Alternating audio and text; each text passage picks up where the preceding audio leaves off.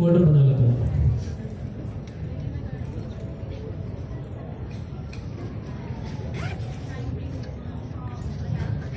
ठीक है, इसके अंदर हम अपना CMD ओपन करेंगे।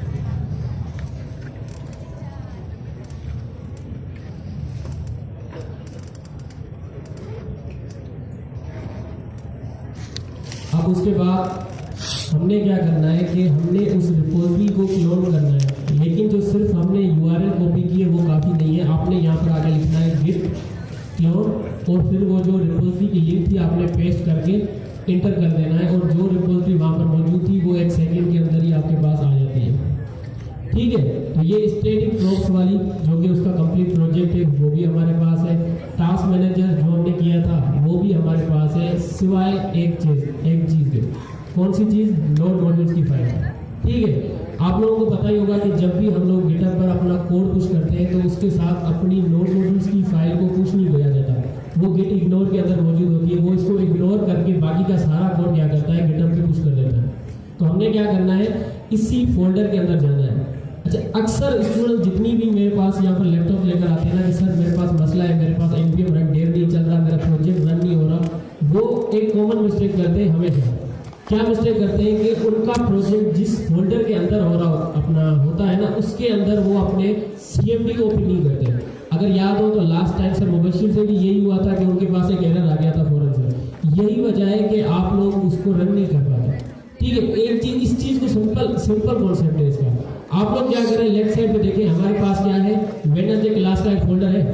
ठीक है, उसके बाद एक नेक्स्ट.js ट्रेनिंग का फोल्डर अभी हमारे पास बनाया ऑटोमेटिकली। उसके अंदर फिर 2 प्रोजेक्ट्स हैं, एक स्टेट प्रॉप्स इवेंट्स का है तो अपना स्टेट प्रॉप्स इवेंट्स, दूसरा है हमारे पास टास्क मैनेजर का। और हमने किसके अंदर जाना है, टास्क मैनेजर के अंदर। तो अभी हमें वेडनेसडे क्लास के अंदर, तो हमें किसके अंदर जाना पड़ेगा, नेक्स्ट.js ट्रेनिंग के अंदर जाना पड़ेगा। उसके लिए कैसे जाते हैं, सिर्फ CD लिखना है और टैब का बटन दबाना है।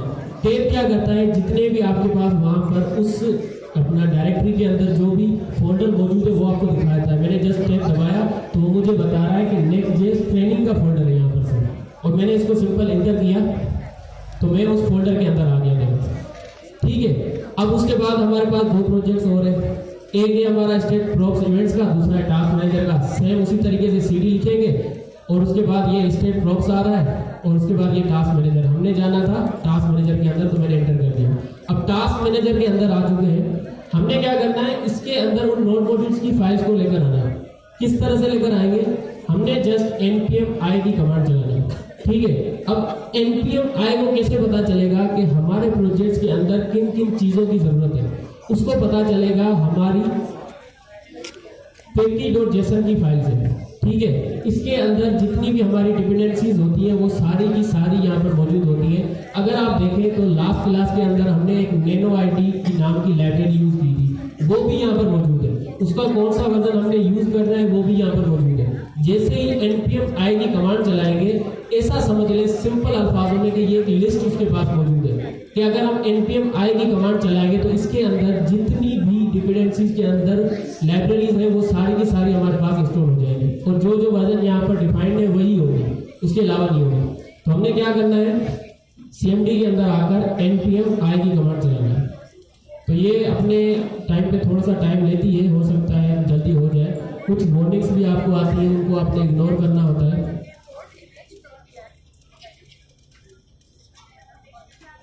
अच्छा, उसके अलावा जब तक ये हो जाए मुझे ये बताएं कि लास्ट क्लास के अंदर आप लोगों को एक टास्क मिला था कि आप लोगों ने क्या करना है कि इनपुट फील्ड के अंदर जो भी हमने टास्क लिखा है उस पर आपने क्या करना है कि एक टास्क पर क्लिक करते हैं, वैसे तो टास्क ऐड हो जाता है, लेकिन हम इंटर पर क्लिक करें तो वो टास्क ऐड हो जाए। किसने किया है? 4 लोगों ने हाथ खड़ा किया है भाई, तो उन लोगों ने हैकाथॉन नहीं किया है। अच्छा, फिर भी हैकाथॉन का टाइम तो एंड हो गया ना, 24 घंटे का टाइम मिला था, आप लोगों ने मंडे तक कर लिया, ट्यूसडे पढ़ा था, आज का पूरा दिन पढ़ा था, थोड़ा सा देख लेते, पेजेस बना लेते। चले कोई बात नहीं, आज हम उसको भी कवर कर लेंगे कि किस तरह से हमने करना है। ये हमारी रिपोजिटरी हो चुकी है। हम क्या करते हैं, सिंपल npm रन डेव करके अपने पास उसको प्रोजेक्ट को चला लेते हैं। अगर आप ये चीज़ याद रखनी है कि अगर आपने रिपोजिटरी किसी की भी क्लोन की है, वो चाहे भाई हमारी हो, आपने गूगल से उठाई है, कहीं से भी उठाई है, उसके अंदर अगर आपने npm की कमांड नहीं चलाई या फिर उसके अंदर कोई मसला था, जो उसके अंदर डिपेंडेंसीज के अंदर जो भी लाइब्रेरीज यूज हो रही है वो उसको नहीं मिली, तो आपके पास प्रोजेक्ट रन नहीं होता। ठीक है, जो नहीं होता वो उसकी यही वजह है कि आपने उसको npm की कमांड नहीं चलाई या उसके अंदर कोई मसला आ गया था। डिपेंडेंसीज के अंदर जो लाइब्रेरीज डिफाइन है वो स्टोर नहीं हुई आपके पास। ठीक है, हमने जो की थी वो हमारे पास स्टोर हो चुकी है। हम क्या करते हैं, सिंपल अपने प्रोजेक्ट को चेक करते हैं क्या उसी हालत में मौजूद है।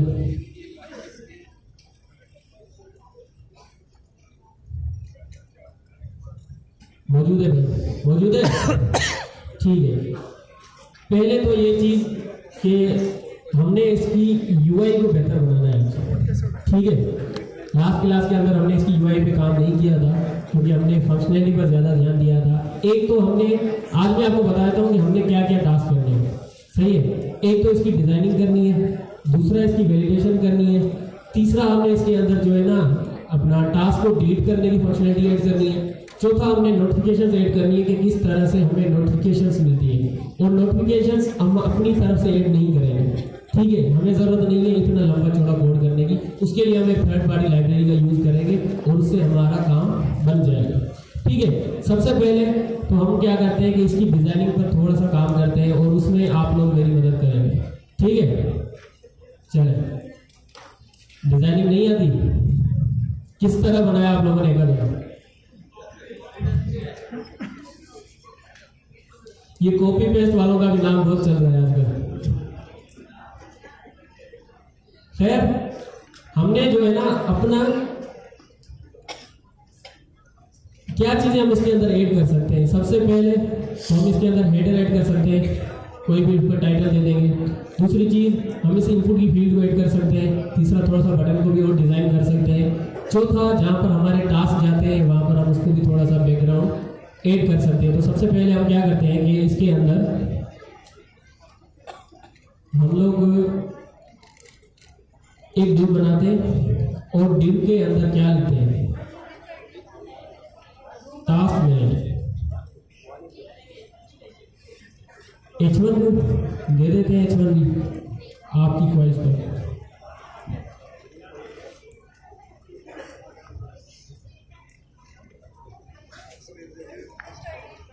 अच्छा, टास्क मैनेजर हमारे पास आ चुका है, लेकिन हमारा जो यूआई है वो बिल्कुल चिपका हुआ है। इसको हम लोग किस तरह से अलग करें?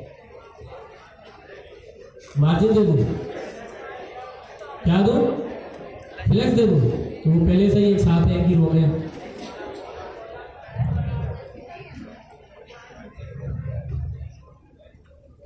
अब ठीक है, ठीक है। अब हम क्या करते हैं कि इसको क्लास नेम देंगे जहां पर हमने क्या किया है कि अपना टाइटल लिखा है, हेडर लिखा है। इसके अंदर हम इसको सबसे पहले तो बीजी दे देते हैं कि बीजी में देता हूँ इसको ब्लैक। मेरे पास एक्सटेंशन नहीं है तेलुगु CSS में, ठीक है, तो वहाँ पर मुझे सजेशन नहीं मिली तो मैं खुद टाइप करके लिखता हूँ। उसके बाद हमने क्या करना है, टेक्स्ट को करना है वाइट। टेक्स्ट हमारा वाइट हो चुका है। हमने स्क्रीन बड़ी कर दे, हाइट देनी है, स्क्रीन बड़ी कर दे, बेहतरीन है। स्क्रीन बड़ी कर दूं, ये ले, इतनी काफी है, ठीक है। अब हम क्या करते हैं, टेक्स्ट को कर देते हैं सेंटर। सेंटर हो गया, सिलेक्ट नहीं किया अभी हमने, आइटम सेंटर यूज नहीं कर सकते। इसको भी बड़ा कर दें, ठीक है। अब हम इसको टेक्स्ट को करते हैं, इसको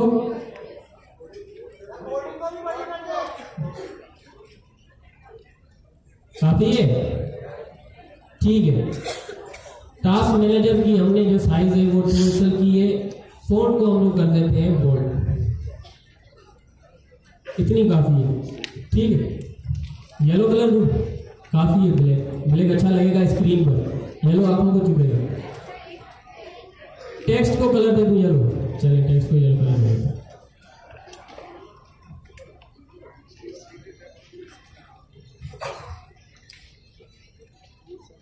काफी है, ठीक है। अब थोड़ा सा हम इसको मार्जिन दे देते हैं मार्जिन किसको दें, हेडर को या फिर नीचे कंपोनेंट को? नहीं, मार्जिन जो है ना ऊपर वाले को देने से वो खराब हो जाएगा, नीचे वाले को हमें मार्जिन देना पड़ेगा, जो हमारी नीचे वाली डिव है।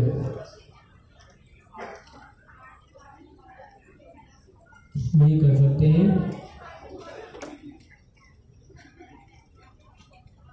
ठीक है, इनपुट फील्ड को भी थोड़ा सा देख ले। चलिए, अच्छा क्लास नेम इसको पहले से ही दी हुई है। सबसे पहले तो इसके अंदर हम थोड़ी सी पैडिंग देते हैं, आगे पैडिंग, और इसको बॉर्डर हमने पहले से ही दिया हुआ है ग्रे 700 का। मार्जिन इसको भी थोड़ा सा हम दे देते हैं, डेप नहीं, मार्जिन काफ़ी है, काम हो जाएगा हमारा।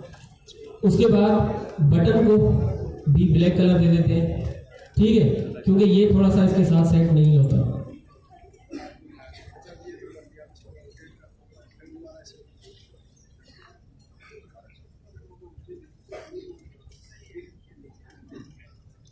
इसको भी थोड़ी सी पैडिंग टू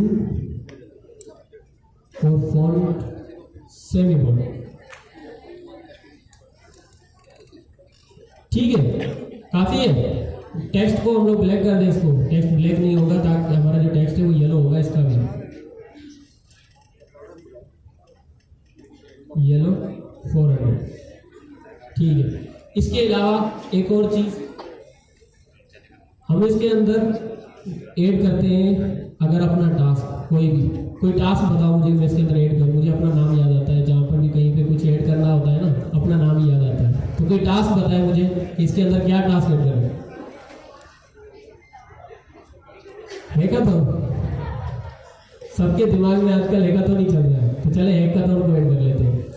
हैकाथॉन को ऐड कर लिया, मुझे बताओ ना स्पेलिंग सही है, ठीक है।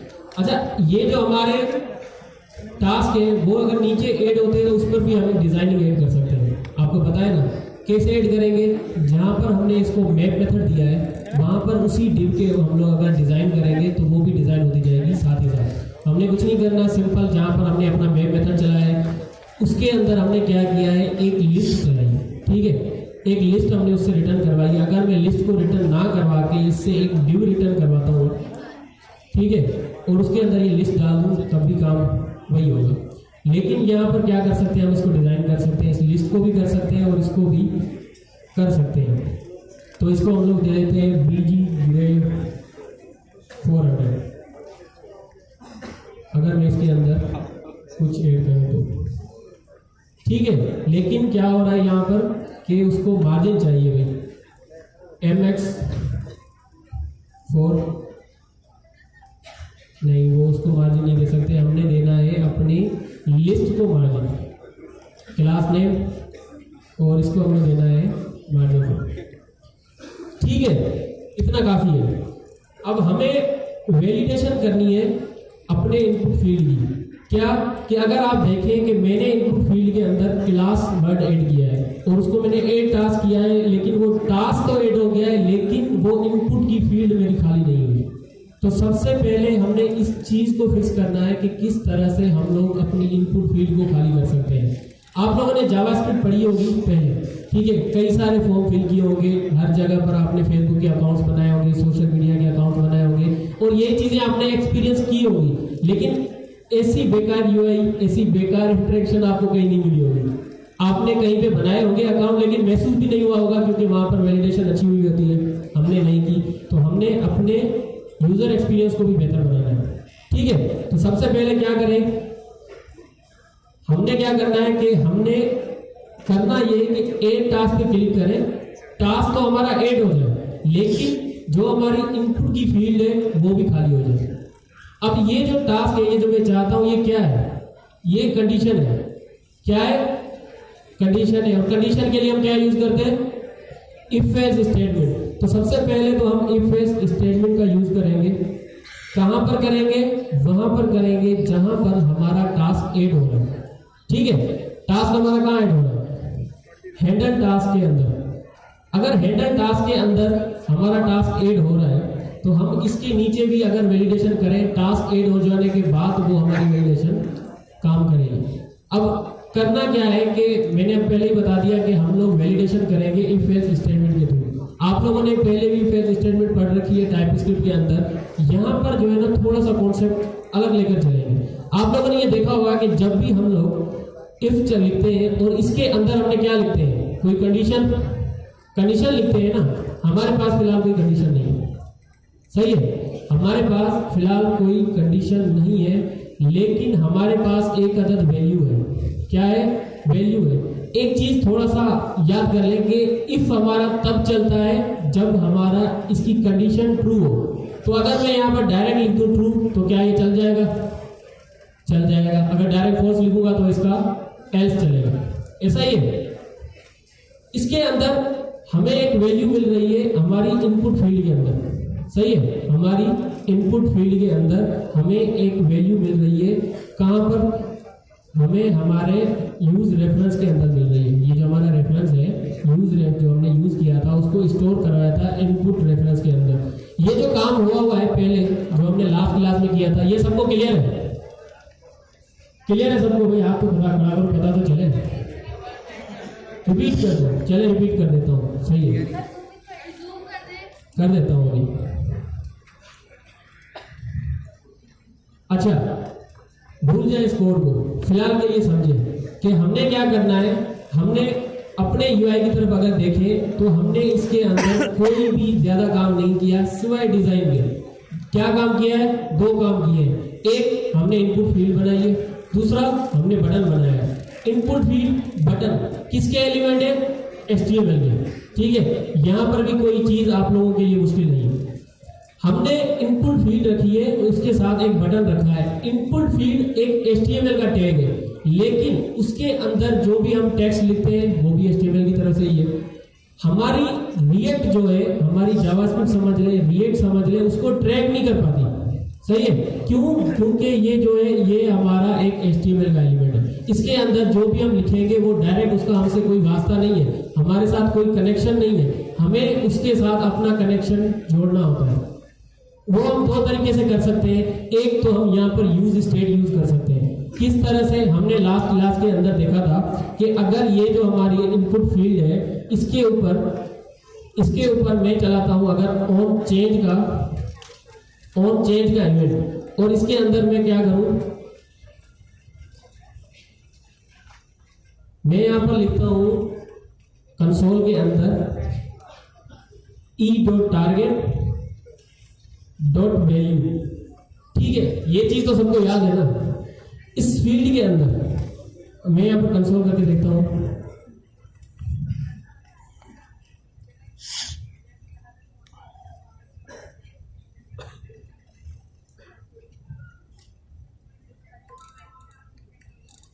Eight on change e is not defined कह रहा है, तो हम यहाँ पर ई डिफाइन कर लेते हैं। एक चीज समझनी है कि जो हमारा इनपुट फील्ड है उसके अंदर जो भी टेक्स्ट लिखा जा रहा है उसका हमारे साथ डायरेक्ट कोई कनेक्शन नहीं है। तो हमने क्या करना है? कनेक्शन बनाना है। कनेक्शन किस तरह से बनाएंगे? मैंने कहा कि ये जो इनपुट फील्ड है ना, इसके अंदर जो भी टेक्स्ट लिखा है हमने उसको गेट करना है। किस तरह से करेंगे? हमारे पास जावास्क्रिप्ट के अंदर एक इवेंट आता है जिसका नाम है ऑन चेंज। अगर वो इवेंट मैं इस इनपुट फील्ड पे लगाता हूं तो इसके अंदर मुझे एक ऑब्जेक्ट रिसीव होता है, सही है, ऑब्जेक्ट रिसीव होता है। अगर मैंने आपके सामने तो यहाँ पर e.target.value लिखा है, मैंने यहाँ पर क्या किया कि ये जो हमारा ऑन चेंज है इसके अंदर एक अदद कॉलबैक फंक्शन दिया है, उसके अंदर ई नाम का एक पैरामीटर दिया है। तो मैंने कहा कि ये जो हमारी इनपुट फील्ड है वो क्या देती है? हमें एक ऑब्जेक्ट देती है। एक ऑब्जेक्ट दे तो रही है, लेकिन हम उसको स्टोर कहाँ कराएंगे? हम उसको चेक कहाँ करेंगे? तो जो भी ऑब्जेक्ट होगा वो आकर स्टोर होगा हमारे इस पैरामीटर के अंदर। कहाँ पे होगा? इस ई नाम के पैरामीटर के अंदर वो स्टोर होगा। और अगर मैं उस ऑब्जेक्ट को कंसोल करूं और यहाँ पर मैं कुछ भी लिखूं तो मुझे एक अदद ऑब्जेक्ट रिसीव होता है। यहाँ पर मैं फिर भले एक अल्फाबेट लिखूं तो 10 लिखूं, जितने अल्फाबेट इसके अंदर लिखूंगा, जिसके जितने भी चेंजेस हमारे इनपुट फील्ड के अंदर होंगे उतनी मर्तबा हमें एक ऑब्जेक्ट रिसीव होगा, ठीक है। अगर मैं इस ऑब्जेक्ट को किसी भी एक ऑब्जेक्ट को ओपन करूं और अगर आप यहाँ पर देखें तो इसके अंदर मल्टीपल चीजें हैं जो कि ना आपके काम की है ना हमारे काम की है। हमें इसमें से क्या चाहिए, हमें इसकी में से अपनी वैल्यू को लेना है। तो वैल्यू किस तरफ से लेंगे, एक तो ये हमारा ऑब्जेक्ट है जो कि हमें ई के अंदर मिल रहा है। ई के अंदर अगर आप देखें तो एक टारगेट नाम का एक और ऑब्जेक्ट है, नेस्टेड ऑब्जेक्ट, ठीक है। ई की वैल्यू को, ई के अंदर अगर कोई ऑब्जेक्ट हो, कोई वैल्यू हो, किस तरह से गेट करते हैं, डॉट लगा के। तो यहाँ पर हमें एक अदर ऑब्जेक्ट मिल रहा है, तो अगर मैं ई के साथ यहाँ पर डॉट लगाऊं, ई के साथ अगर मैं यहाँ पर डॉट लगा के उसका नाम लिखूं टारगेट, क्योंकि यहाँ पर उसका नाम क्या था, टारगेट। अगर मैं यहाँ पर टारगेट लिखूं तो मुझे क्या मिलता है, एक अदर HTML एलिमेंट। क्या मिलता है, HTML एलिमेंट। तो अगर मैं इस ई को हटा के वापस से आपको दिखाऊं, फिर से मैं इसके अंदर कुछ लिखता हूं, तो ये एक ऑब्जेक्ट है, इसके अंदर क्या है, टारगेट नाम का एक और ऑब्जेक्ट है। उस टारगेट नाम के एक और ऑब्जेक्ट के अंदर वैल्यू की एक की है, एक प्रॉपर्टी है, जिसके अंदर हमें वो अपना वैल्यू मिल रही है, जो कि मैंने यहाँ पर लिखी है। नजर आ रही है, ठीक है। ये एस करके हमारे पास हमारी वैल्यू मिल रही है। तो हमने क्या करना है, ई को हमने लिखा, डॉट करके हमने उस नेस्टेड ऑब्जेक्ट को एक्सेस किया। फिर हमने क्या करना है, क्योंकि हमारे नेस्टेड ऑब्जेक्ट के अंदर एक प्रॉपर्टी है जिसका नाम है वैल्यू, सही है। तो डॉट करके हमने उस वैल्यू को गेट करना है। इसलिए मैंने थोड़ी देर पहले लिखा था ई डॉट टारगेट, हमने उसके नेस्टेड ऑब्जेक्ट को एक्सेस किया, डॉट करके उसके अंदर जो वैल्यू थी हमने उसको एक्सेस किया, ठीक है। और मैं इसको रिफ्रेश कर लेता हूँ। रिफ्रेश करने के बाद मैं यहाँ पर जो भी अल्फाबेट लिखूंगा वो मुझे यहाँ पर मिलेगा, मिल रहे हैं, ठीक है। लेकिन यहाँ पर एक मसला है। मसला कुछ नहीं है, ये हमें सिर्फ कंसोल में मिल रहे हैं। मसला तब होगा जब हम यहाँ पर इसको यूज स्टेट की मदद से लेंगे। मैंने बताया कि ऑन चेंज के अंदर अगर हम कोई इवेंट लगाते हैं तो उसके अंदर जितने भी चेंजेस होते हैं हम उसको अपने पास एक्सेस कर सकते हैं। इसके अंदर पहले जितने भी हम लोग अल्फाबेट लिख रहे थे, वर्ड्स लिख रहे थे, हमारा उस पर कोई कंट्रोल नहीं था, ठीक है। क्यों, क्योंकि वो एक HTML एलिमेंट था, HTML का टैग था, उसके अंदर जो भी वैल्यू थी हमारा उस पर कोई कंट्रोल नहीं है। हम क्या चाहते हैं, उस पर अपना कंट्रोल चाहते हैं, उसके साथ अपना कोई कनेक्शन बनाना चाहते हैं। मैंने बताया कि कनेक्शन हम दो तरीके से बना सकते हैं, एक यूज स्टेट से बना सकते हैं और दूसरा हम लोग किस तरह से बनाते हैं, यूज रेफ से। यूज रेफ को हम लोग फिलहाल के लिए आगे रखते हैं और पहले हम लोग यूज स्टेट से हम लोग जो है ना अपना कनेक्शन बना के देखते हैं कि हमारे पास होता क्या है। इसको मैं फिलहाल के लिए कमेंट कर लेता हूं, इसको भी कमेंट कर लेता हूं।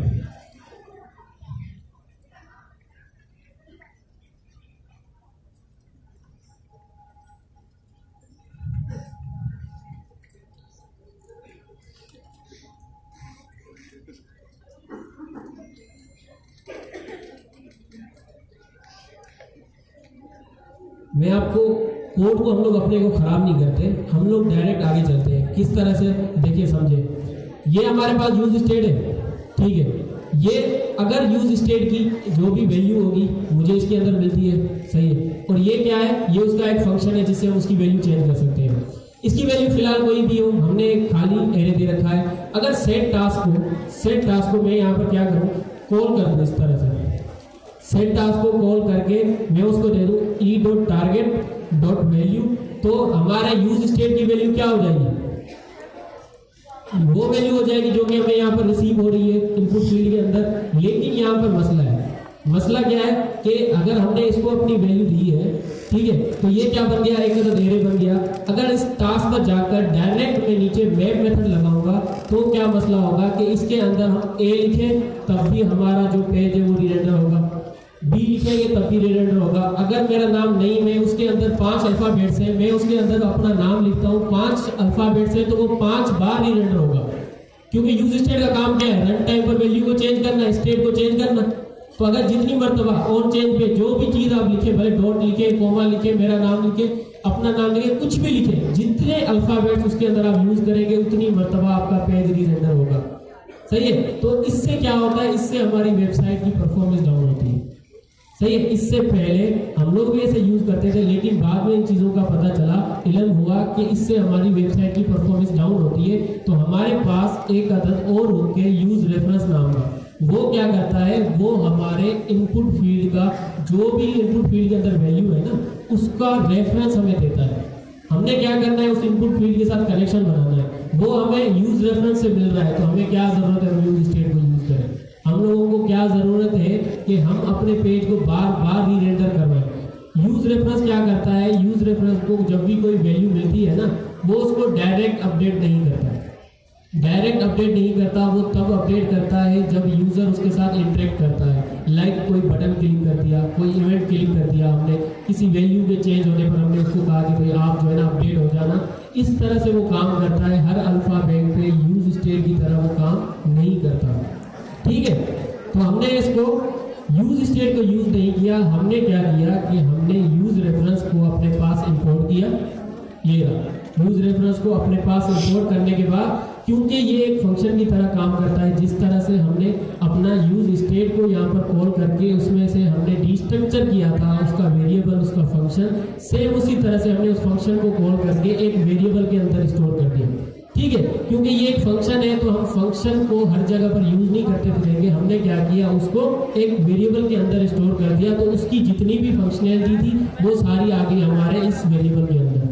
ठीक है, तो हमने क्या किया, फिर उसके बाद सिंपल हमारी जो इनपुट की फील्ड है, हमने उसके अंदर एक एट्रीब्यूट लगाया रेफरेंस का और उसके अंदर उस वेरिएबल को पास कर दिया।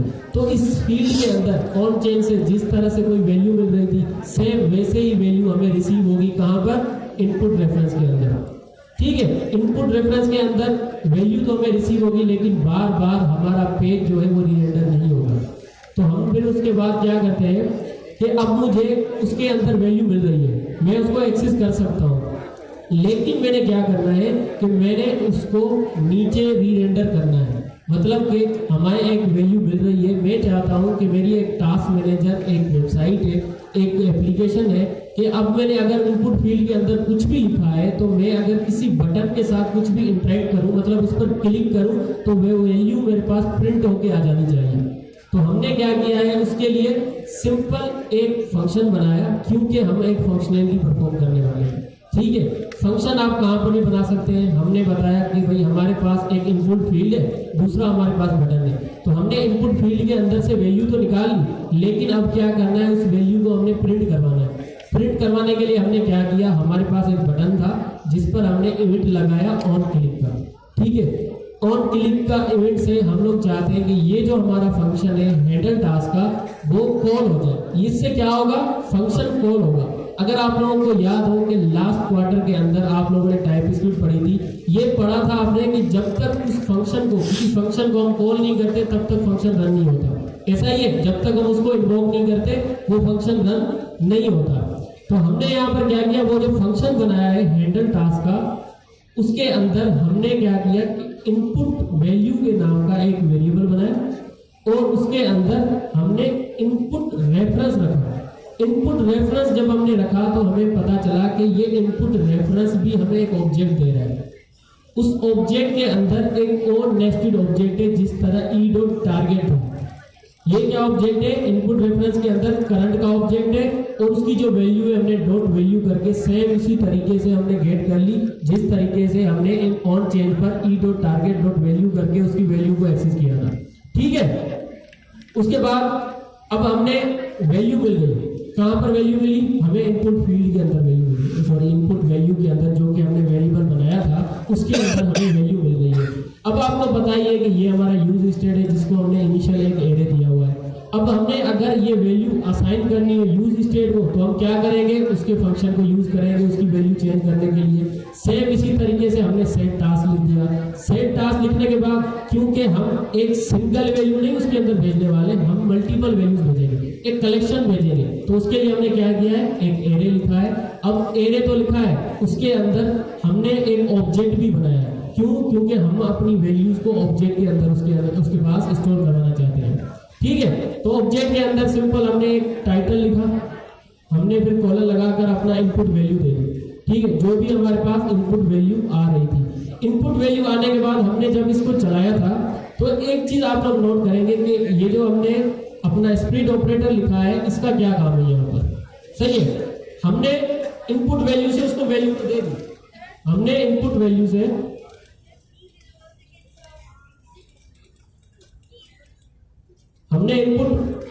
उसको वैल्यू तो दे दी, लेकिन ये जो हमारा यूज स्टेट है वो क्या करता है, वैल्यू चेंज करने का काम करता है। अगर मैं इसके अंदर आज का कोई भी टास्क लाइक हैकाथॉन ऐड कर देता हूँ, वो क्या हो जाएगा, उसके एरे के अंदर जाके ऐड हो जाएगा। अब फिर उसके बाद जब मैं उसके अंदर दूसरा टास्क ऐड करूंगा तो वो क्या करेगा, उस वैल्यू को रिप्लेस करके न्यू वैल्यू को ऐड कर देगा। यूज स्टेट यही करता है, पुरानी वैल्यू का कोई रिकॉर्ड रखता है, नहीं रखता। तो उसके लिए हमने क्या यूज किया है, स्प्लिट ऑपरेटर। ये क्या करता है, ये दो एरे को आपस में मर्ज करने का काम करता है। इस पर ज्यादा बेस करने की जरूरत ही नहीं है, क्योंकि हमने लास्ट क्वार्टर के अंदर ये सारी चीजें कवर की हुई है ना, टाइपस्क्रिप्ट के अंदर की हुई है। ठीक है, हमने स्प्लिट ऑपरेटर लगाया है ताकि इसके अंदर पहले से जितनी भी वैल्यूज मौजूद है वो तो वहीं पे रहे। अब अगर हम कोई वैल्यू ऐड कर रहे हैं तो वो भी उसके साथ जाके मर्ज हो जाए, तो हमारा एक कंप्लीट एरे बनता है इससे। अब हमारे पास आईडी को हमने क्यों यूज किया, क्योंकि अगर आप मैप मेथड को देखें तो जब भी हम मैप मेथड के अंदर एक सिंगल एलिमेंट रिटर्न करवाते हैं तो ये क्या करता है, ये लूप की तरह आइटरेट करता है, चलता है पूरे एरे पर। अब एरे पर चलता है तो ये हमारे पास कंसोल के अंदर एक एरर देता है, वो कहता है कि आपकी जितनी भी चीज है, जितनी भी वैल्यूज है, हर किसी के पास एक यूनिक वैल्यू होनी चाहिए। ठीक है, हर किसी के पास यूनिक वैल्यू होनी चाहिए। तो हम इसका इंडेक्स नंबर भी दे सकते थे, लेकिन हमने नहीं दिया। हमने क्या किया कि हमने एक नैनो आईडी नाम की एक थर्ड पार्टी लाइब्रेरी है, उसको हमने जस्ट इंस्टॉल किया अपने पास और उस फंक्शन को यहाँ पर फंक्शन की तरह कॉल कर लिया। तो अब ये क्या करेगा, ये स्ट्रिंग के अंदर हमें मल्टीपल नैनो आईडीज देगा। मल्टीपल, वो सारी यूनिक होगी, दोनों एक कभी भी कोई भी वैल्यू एक दूसरे के साथ मैच नहीं होगी। ये हर दफा में यूनिक देगा, तो ये हमारा यूनिक की वाला एक एरर है वो सोल्व हो जाएगा, वो एरर हमें नहीं मिलेगा। ठीक है, लास्ट क्लास तक हमने यही किया था। अब ये जो फंक्शन है जिसके अंदर पूरी की पूरी हमने फंक्शनलिटी बनाई है, इसको क्या किया है हमने, जो हमारे पास नीचे बटन था ऑन क्लिक पर, हमने इसको कहा है कि जब भी ये फंक्शन कॉल हो, जब भी ये बटन क्लिक हो तो वो क्या करे, हमारे हैंडल एंड टास्क वाले फंक्शन को कॉल करे। जब भी वो कॉल करेगा तो क्या होगा कि सबसे पहले तो उसकी जो भी वैल्यू थी वो इनपुट फील्ड के अंदर स्टोर होगी। स्टोर होने के बाद सेट टास्क के अंदर वो टाइटल और वो आईडी जो है वो किसको दे देगा, सेट टास्क से वो सेट कर देगा हमारे यूज स्टेट पर। और यूज स्टेट का ये जो टास्क है वो क्या बन जाएगा, एक मुकम्मल एरे बन जाएगा। ठीक है, मुकम्मल एरे बन जाएगा। तो अब आपको पता ही है कि अगर उसके अंदर मल्टीपल वैल्यूज है तो उसको हम किस तरह से प्रिंट करते हैं, मैप की मदद से। ठीक है, मैप की मदद से हमने क्या किया, नीचे जाकर अपना एक मैप मेथड चला दिया। किस पर, टास्क पर। टास्क पर हमने मैप मेथड चलाया, एलिमेंट लिखकर हमने एलिमेंट के लिए हमने सिर्फ ELEM लिखा है और कुछ नहीं। इसके अंदर आप E लिखें, A लिखें, B लिखें, I लिखें, आपकी मर्जी है, इससे कोई कंसर्न नहीं है इसका। उसके बाद हमने इसको जो है ना, एक आपको पता है ये कॉल बैक फंक्शन लेता है, तो कॉल बैक फंक्शन ले रहा है, हमने क्या किया है, कर्ली ब्रैकेट्स लगाए। कर्ली ब्रैकेट्स लगाए हैं तो ये क्या, इसके अंदर रिटर्न लिखना लाजमी है। ये चीज याद रखिएगा, ये इसका कॉन्सेप्ट नहीं है, ये जावास्क्रिप्ट का कॉन्सेप्ट है, फंक्शन का कॉन्सेप्ट है। अगर हमने कर्ली ब्रैकेट्स लगाए तो हमें कुछ वैल्यू रिटर्न करने की जरूरत है। ठीक है, तो हमने रिटर्न लिखा है और रिटर्न क्या कर रहा है, एक अदर डिव को रिटर्न कर रहा है। डिव को रिटर्न कर रहा है तो उसके लिए हमने एक लिस्ट लिखी है जो कि हमें दे रही है उसकी आईडी। तो उसके अंदर हमने एज अ एट्रीब्यूट पास की है ताकि वो हमें कंसोल के अंदर एरर ना दे। लेकिन हमने क्या किया है, एलिमेंट डॉट टाइटल करके जितने भी टाइटल्स हमारे उसके एरे के अंदर स्टोर थे वो सारे हमने प्रिंट कर दिए। तो अभी तक तो हमारा जो एरे है वो खाली है, उसके अंदर कोई भी वैल्यू नहीं है। लेकिन हमने क्या करना है कि हमने इनपुट फील्ड के अंदर कुछ भी अगर लिख रहे हैं तो फिर क्या होगा कि जो भी चीज लिखेंगे वो क्या होगी, हमारे यूज रेफरेंस के जरिए वो यहाँ पर हमें रिसीव होगी। और रिसीव होकर किसके अंदर स्टोर होगी, इनपुट वैल्यू के अंदर। इनपुट वैल्यू हमने किसके ऊपर सेट कर दी है, सेट टास्क के ऊपर। अब सेट टास्क क्या बन गया, एक एरे बन गया है। और एरे बन गया तो हमने क्या किया, उस पर मैप मेथड चला के उसको हमने प्रिंट कर दिया है डायरेक्ट। तो अब जो भी वैल्यू इसके अंदर डालेंगे, एक टास्क करेंगे, जो हमारा हैंडल एक टास्क का फंक्शन है वो कॉल होगा, उसके अंदर जो फंक्शनलिटी हमने लिखी है वो क्या होगी, वो परफॉर्म होगी और वो हमारा टास्क एड हो जाएगा इस तरह से। ठीक है, समझ आई, क्लियर है। लास्ट क्लास के अंदर हमने इसको डिटेल से पढ़ा था, जस्ट हमने इसका रिवीजन दिया है। अब करना क्या है, करना ये है कि हमने इसकी वैलिडेशन करनी है। वैलिडेशन क्या करनी है कि हमने इस इनपुट फील्ड के अंदर जो भी टेक्स्ट लिखा है, एक टास्क कर रहे हैं, कॉल तो हो रहा है फंक्शन, वैल्यू तो प्रिंट हो रही है, लेकिन वो वैल्यू इनपुट फील्ड से जा नहीं रही। हमने क्या करना है कि उस इनपुट फील्ड को खाली करना है। किस तरह से करना है मैंने बताया, क्योंकि हम जिस चीज की बात कर रहे हैं वो एक कंडीशन है। ठीक है, तो कंडीशन के लिए हम क्या यूज करते हैं, इफ एल्स स्टेटमेंट। तो इफ एल्स स्टेटमेंट कहां पर यूज करेंगे, वहां पर यूज करेंगे जहां पर ये टास्क हमारा ऐड हो रहा है। और क्या करेंगे, समझने की बात है, यहां पर हमारा टास्क ऐड हो रहा है, टास्क हमारा ऐड हो जाएगा जब भी फंक्शन कॉल होगा। सबसे पहले क्या होगा, ये उसकी वैल्यू लेगा, इनपुट वैल्यू के अंदर स्टोर करेगा, उसके बाद क्या होगा, हमारा टास्क जो हमारा यूज स्टेट है उसके अंदर जाके ऐड होगा। उसके बाद मैं चाहता हूं कि हमारा जो इनपुट फील्ड है वो खाली हो जाए, ठीक है। उसके लिए क्या करेंगे, कंडीशन लगाएंगे इफ की। अब मैंने आपको बताया कि इसके अंदर हम क्या करते हैं, कंपैरिजन करते हैं, कोई भी वैल्यू रखते हैं जो हमें रिटर्न करे, सॉरी ट्रू रिटर्न करे। तो उसके लिए हम डायरेक्ट अगर मैं ट्रू लिखूंगा तभी ये काम करेगा। सब क्लियर है ना, सब इस बात पर राजी है कि अगर हम इसके अंदर ट्रू लिखेंगे तो हमें ये जो इसकी इफ की हमारे अपना कर्ली ब्रैकेट्स होते हैं वो कोड चलेगा हमारा इफ वाला ब्लॉक, बिल्कुल चलेगा। अब अगर चलेगा, मैं इसके अंदर ट्रू लिख नहीं रहा, मैं आपको जस्ट बताना चाह रहा हूं कि अगर इसके अंदर हम ट्रू लिखते हैं तो हमारा इफ ब्लॉक चलता है। लेकिन हमारे पास यहाँ पर कोई कंपेयर करने के लिए वैल्यू नहीं है, हमारे पास एक सिंगल वैल्यू है। कौन सी वैल्यू है, हमें इनपुट रेफरेंस के अंदर डॉट करंट करके एक वैल्यू, एक ऑब्जेक्ट रिसीव हो रहा है ना, इनपुट फील्ड के अंदर जो भी हमें यहाँ पर मिल रहा था। अब जो भी हमें वहां पर मिल रहा था, मैं इसको कहता हूं कि हमारा जो इनपुट रेफरेंस है, वैल्यू हमें किसके अंदर मिल रही है, इनपुट रेफरेंस के अंदर। इनपुट रेफरेंस के अंदर अगर कोई करंट नाम का हमें ऑब्जेक्ट रिसीव होता है, एग्जिस्ट करता है तो क्या रिटर्न करेगा, ये ट्रू रिटर्न करेगा। अगर वो जो चीज मैंने इसके अंदर लिखी है, सिंगल चीज, मैंने कोई कंपैरिजन नहीं किया, दो वैल्यू को कंपेयर नहीं कर रहा, मैं ये नहीं कह रहा कि अगर ये वैल्यू 0 से ग्रेटर हो या इससे लेस हो तो आप इफ ब्लॉक चला देना। मैं इसको एक सिंगल वैल्यू दे रहा हूं। मैं इसको कह रहा हूं कि अगर ये वैल्यू एग्जिस्ट करती हो, ठीक है, अगर ये वैल्यू एग्जिस्ट करती हो तो आप क्या करना, इनपुट का जो रेफरेंस है, इनपुट रेफरेंस उसके अंदर क्या है, करंट नाम का एक ऑब्जेक्ट है और उसकी जो डॉट वैल्यू है, उसको इज इक्वल टू कर देना खाली स्ट्रिंग में। सही है, हमने क्या किया, यहां तक तो हमारी वैल्यू ऐड हो जाएगी। फिर मैंने एक इफ की कंडीशन उस पर लगाई। मैंने उसको कहा कि ये जो इनपुट फील्ड है, हमारे इनपुट रेफरेंस है, इसके अंदर अगर कोई करंट नाम का ऑब्जेक्ट हो, एग्जिस्ट करता हो तो ये ट्रू रिटर्न करेगा, नहीं होगा तो ये फॉल्स रिटर्न करेगा। तो अगर ये एग्जिस्ट करता है तो इसकी वैल्यू क्या होगी, ट्रू होगी तो ऑब्वियसली हमारा ये इफ ब्लॉक चलेगा, ठीक है। तो ये चीज अगर एग्जिस्ट करती है तो ये चीज जो है, इसके क्या होगा कि input reference dot current dot value, जो कि हमारे इनपुट फील्ड की है, उसको मैंने अपनी तरफ से क्या कर दिया, उसकी वैल्यू चेंज कर दी। मैंने उसको बोला कि जब भी अगर ये ऑब्जेक्ट हमारे पास एग्जिस्ट करता हो तो आप क्या करना, उसकी वैल्यू खाली स्ट्रिंग कर देना। सही है, क्यों खाली स्ट्रिंग कर देना, क्योंकि उससे पहले हमने अपना टास्क ऐड कर दिया, ठीक है। अब हम जरा ट्राई करते हैं क्या ये काम करता है। क्या था हमारा हैकाथॉन,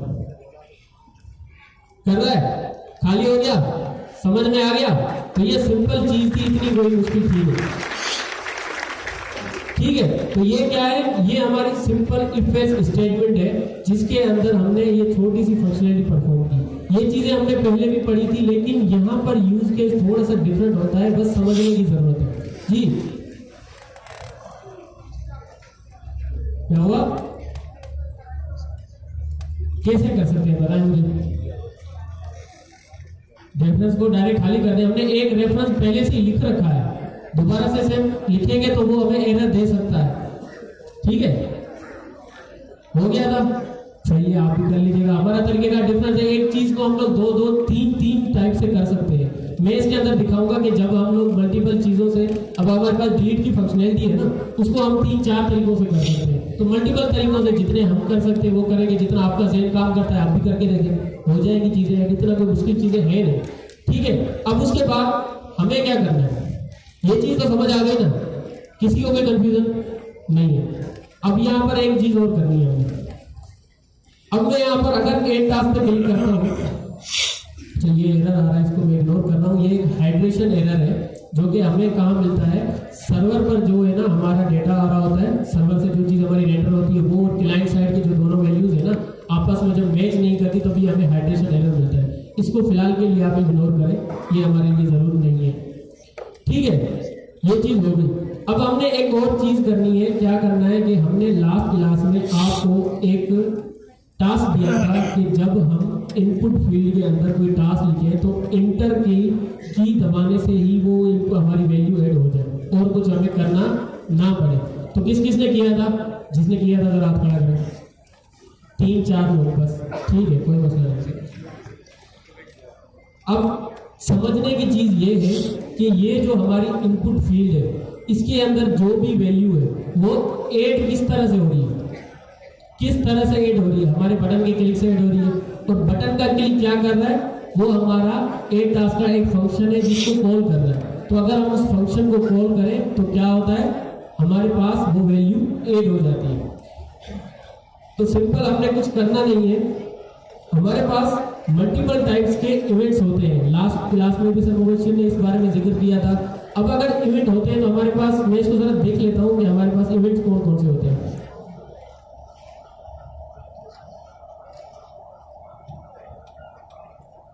जो हमारे काम के होंगे हम उनको यूज करेंगे। तो मैंने जावास्क्रिप्ट इवेंट सर्च किया।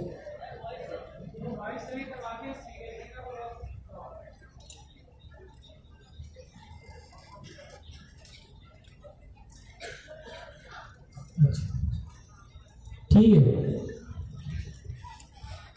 तो हमारे पास ये कुछ इवेंट्स है। On change, on click, on mouse over, on की डाउन, ऑन की डाउन। इसका क्या मतलब है? द यूजर पुश कीबोर्ड की।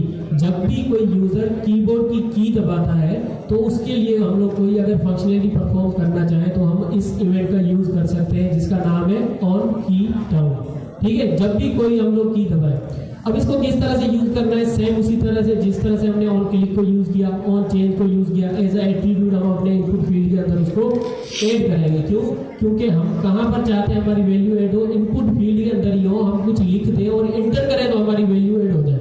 ठीक है, तो हम क्या करेंगे?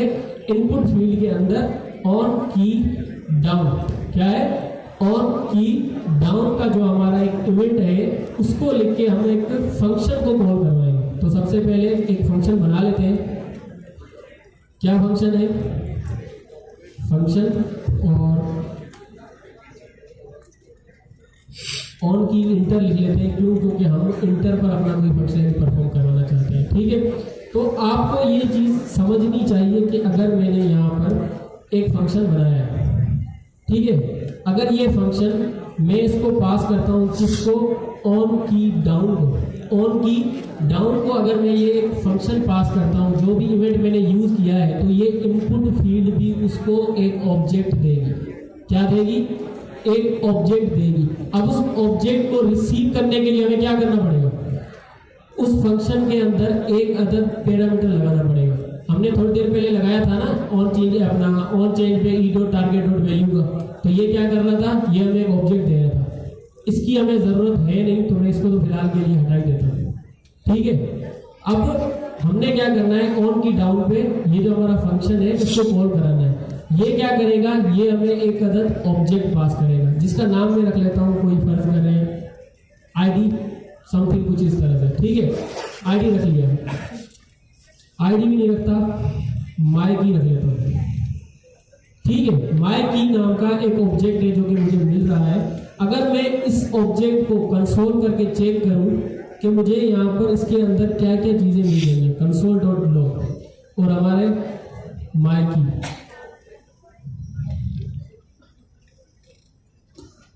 कहाँ पर अंडरस्कोर है, हमारे पास स्पेस नहीं है। ठीक है, तो अब मैं यहाँ पर अपना जरा कंसोल करके देख लेता हूँ। ये हमारा कंसोल है, इसको मैं क्लियर कर लेता हूँ। इसके अंदर अगर मैं कुछ लिखता हूँ तो मुझे एक ऑब्जेक्ट रिसीव हो रहा है। हो रहा है भाई? हो रहा है। कुछ भी लिखता हूँ तो आपको पता है कि मुझे यहाँ पर एक अदद ऑब्जेक्ट रिसीव हो रहा है। मैं इसको खाली करके सिंपल एक की दबाता हूँ ताकि हमें एक ही ऑब्जेक्ट मिले और हम उसको जरा रीड करें। इस ऑब्जेक्ट को अगर मैं रीड करूँ तो ये की डाउन का ऑब्जेक्ट है जो कि मुझे रिसीव हो रहा है। ठीक है, उसके अंदर अगर आप देखें तो मल्टीपल चीजें आपको मिल रही है, लेकिन उसके अंदर एक प्रॉपर्टी है जिसका नाम क्या है? की के अंदर क्या मिल रहा है? मुझे उसकी वैल्यू मिल रही है जो क्लिक कर रहा हूँ। अच्छा, अभी के लिए मैंने वी लिखा था तो मुझे क्या मिल रहा है? वी मिल रहा है। इसको मैं क्लियर करके यहाँ पर जस्ट इंटर दबाता हूँ। तो इंटर दबाया तो मुझे यहाँ पर क्या नजर आया? इंटर। इंटर मिल रहा है मुझे? मिल रहा है। अगर मैं इसके अंदर कुछ भी लिखूंगा, जो भी की यहाँ पर दबाऊंगा कीबोर्ड की, वो मुझे कंसोल के अंदर मिलेगी। ठीक है, क्यों? क्योंकि ये एक अदद कीबोर्ड इवेंट है। ऑन की डाउन क्या है? एक अदद कीबोर्ड इवेंट है कि कीबोर्ड की कोई भी की अगर प्रेस होती है तो ये हमें वो की देगा। एक अदद ऑब्जेक्ट तो दे ही रहा है, मल्टीपल चीजें हमारे किसी काम की नहीं है, हमारे काम की जो चीज है वो क्या है? की। तो ये क्या है? एक ऑब्जेक्ट है। ऑब्जेक्ट की वैल्यू हम कैसे गेट करते हैं? डॉट लगा के। सिंपल हम क्या करेंगे, इसको लिखेंगे डॉट, और उसका की का नाम क्या था?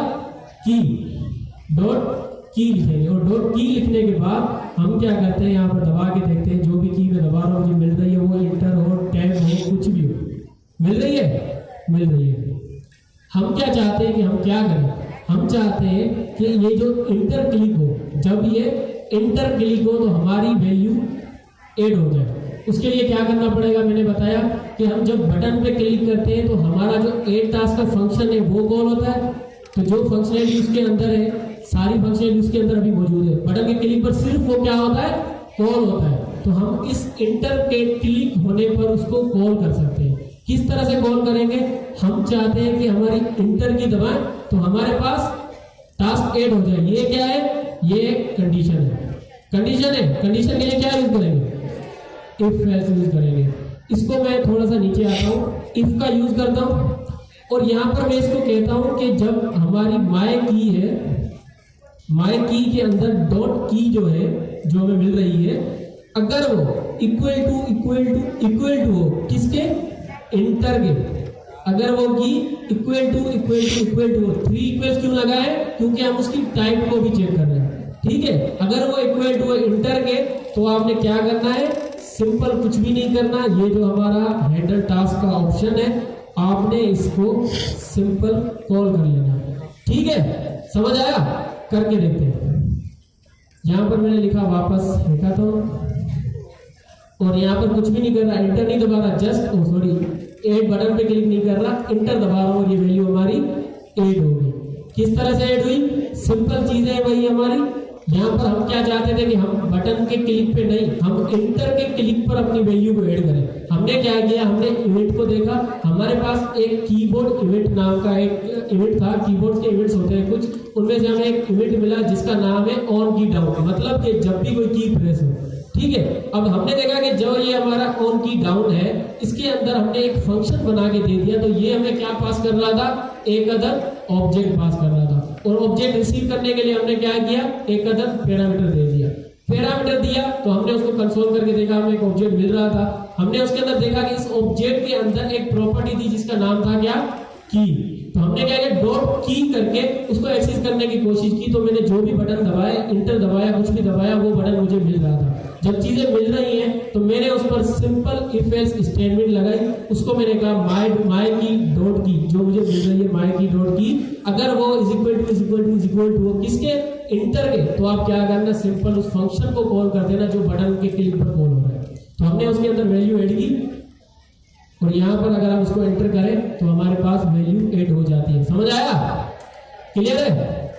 चले 2 मिनट देता हूँ, एक दूसरे को समझा दें अपने पास वाले को, ये दोनों चीजें हमने किस तरह से ऐड की। हमने इनपुट की फील्ड कैसे खाली की और इंटर के क्लिक पर हमने वैल्यू किस तरह से ऐड की।